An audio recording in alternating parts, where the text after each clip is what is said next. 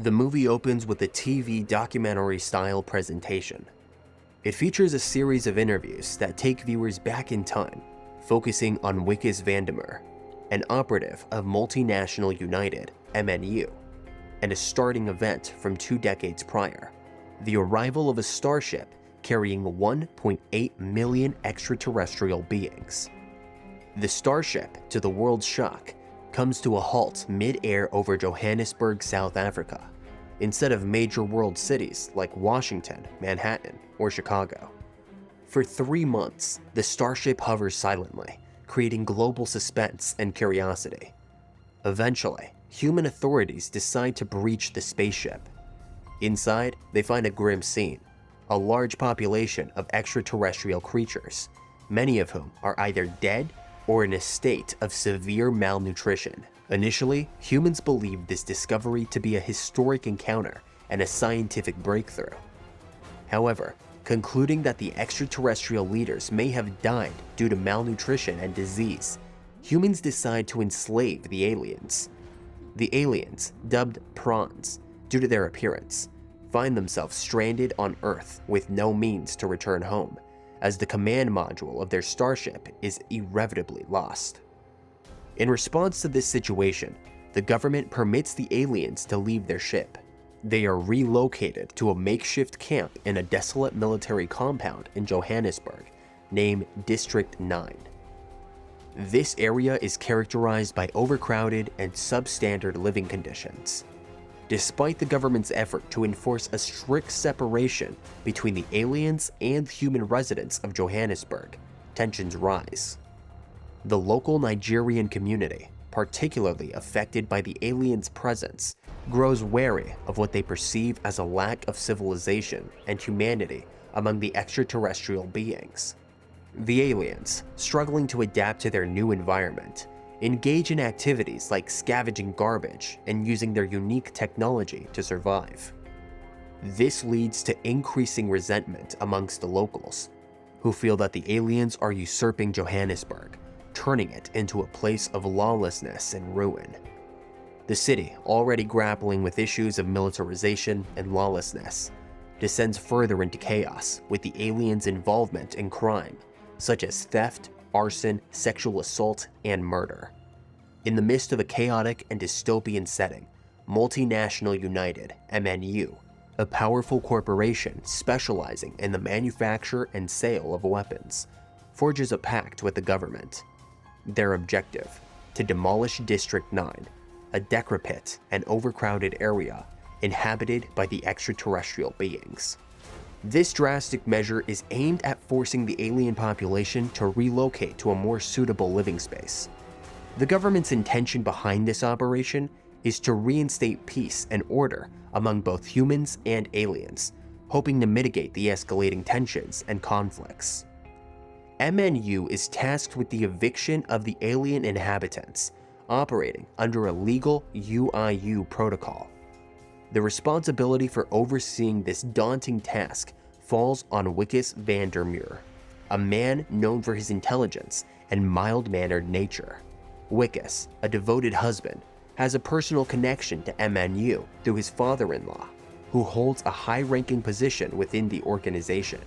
Assisting him is Cobus Venter, the head of military operations, who plays a key role in regulating the demolition and eviction process in District 9. Despite the tense and dangerous environment, Wikus approaches the task with a sense of cautious optimism. Before the operation commences, he expresses concern about the military's excessive ammunition, hinting at his preference for a more diplomatic approach. As the military convoy, equipped with trucks and airplanes, makes its way to District 9, they encounter resistance from hostile extraterrestrial residents. Cobus and his troops are inclined toward a forceful eviction, but Wikus persists in his efforts to conduct the operation through diplomatic means. This approach, however, leads to violent clashes, resulting in casualties among his team. During their mission, Wikus and his team conduct searches within the aliens' living quarters, known as pods, for any illegal items. In the midst of this, they come across Obosenyo, a local warlord who's been exploiting the alien population. Obasanjo trades in interspecies prostitution, cat food, and weapons, providing the aliens with means for survival in exchange for goods and services. After navigating through Obasanjo's dangerous territory, Wickes' team discovers a shack teeming with alien offspring feeding on a dead cow for protein. The eviction process continues, with Wickes leading the effort to clear out the remaining aliens in the area. Amidst this operation, a documentary team captures the testimony of a child who comments on the small but highly destructive nature of the weapons that they find. The situation in District 9 is filled with complexity and moral ambiguity, highlighting the plight of the alien inhabitants and the harsh realities that they face. As the documentary unfolds, an analyst reveals the multinational United, MNU, was enticed by the contract primarily due to the formidable power of the alien weapons. However, harnessing this lethal force would require understanding the aliens' DNA, as their weapons are biologically designed to be used only by them. Amidst these revelations, Obasanjo's gang, known for their criminal activities, further aggravates the situation. They roam the demolition area, wielding firearms, exacerbating the tension and hostility among the alien population. In a tense turn of events, Wickes and Cubas Venter, heading the military operations, accidentally encounter the shack of the Starship pilots. In a heated moment, Cubas fatally shoots one of the pilots. Inside the hut, Wickes meets Christopher, the sole surviving pilot of the alien species. It's here that Wickes discovers a mysterious cylinder containing a black fluid, which unexpectedly sprays onto his face. The substance causes him intense discomfort and nausea, but he manages to secure it in his vest as evidence. Following the incident, Wickes begins to feel increasingly unwell. He experiences disturbing changes in his body, particularly his hands, which begin to mutate into an alien-like form. Panicked and disoriented, Wickes rushes home to inform his wife, but collapses during a surprise party she had organized for him. She rushes him to the hospital, where doctors inform MNU of his alarming transformation. In a dramatic sequence, MNU agents, realizing the potential significance of Wickes' mutation, forcibly take him away, much to his wife's horror. At the MNU lab, Wickes undergoes a series of invasive tests. The scientists discover the cylinder with the black fluid and grow suspicious of Wickes' intentions for not turning it over immediately. It becomes clear that the alien DNA is overtaking Wickes' human physiology, affecting his veins, muscles, and bodily functions. Despite his shock and resistance, Wickes' father-in-law, in a cold display of practicality, decides to exploit Wickes' mutation for the alien material in his body.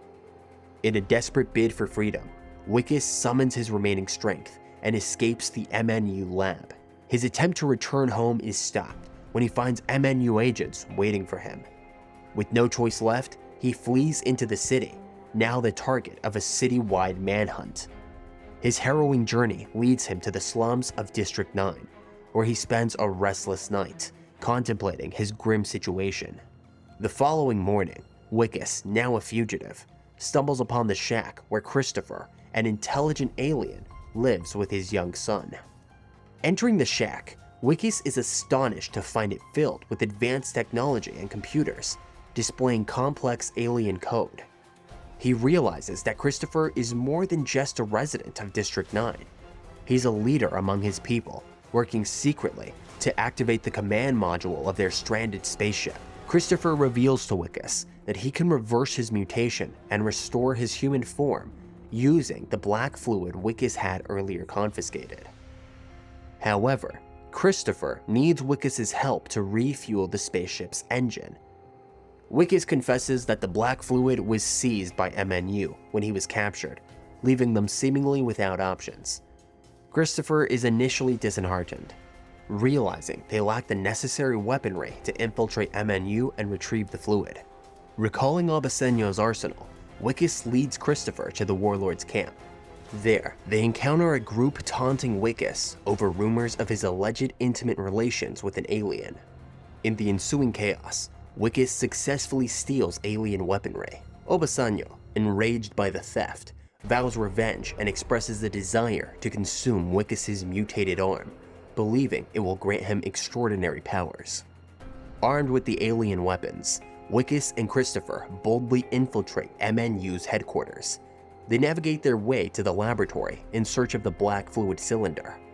Inside the lab, the sight of his deceased fellow aliens deeply affects Christopher, momentarily diverting his attention from their mission.